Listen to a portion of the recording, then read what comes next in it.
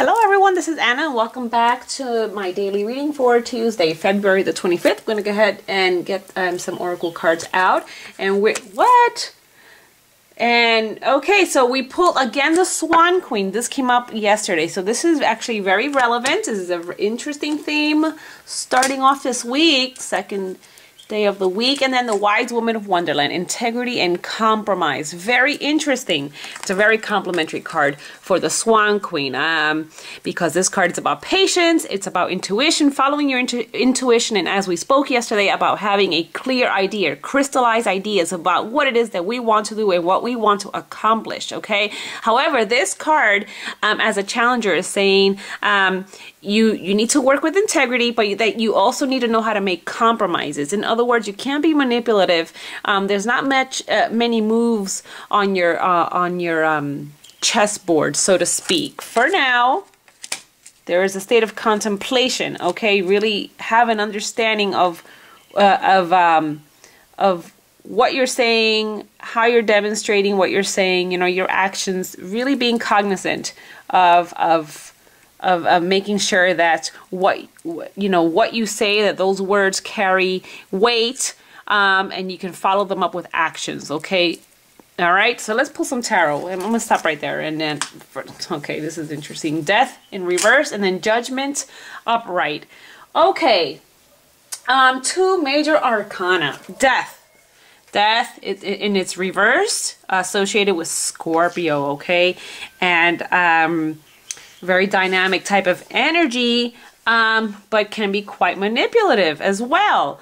Also, so this is telling me that, this is very interesting, manipulations are not going to get you anywhere. And we just talked about the chessboard. So this is telling me, like, if you wish to attack with the knight, so to speak, you know what I mean? If you want to move forward with the knight, that power of the knight, it's saying, hold off a second. That's probably not your best course of action. So there's a sense of really thinking things through, or else you're going to get yourself into a situation that's not good for you. Okay?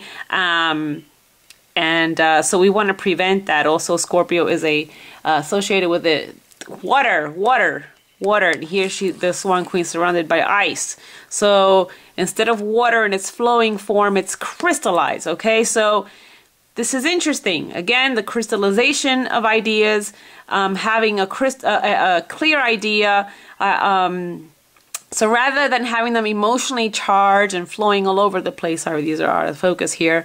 This is a time for you to transform these ideas into something more positive, and just thinking things through clearly. Please think things through and clearly. Now with Judgment, Judgment is a card associated with fire, and in this card, when you look at it with the Wise Woman of Wonderland and integrity and compromise, this is telling you that you need to listen to this message, heed its call, literally uplift your soul, uplift your ideas, hand them over to the angels and your guides, and don't make compromises that are not how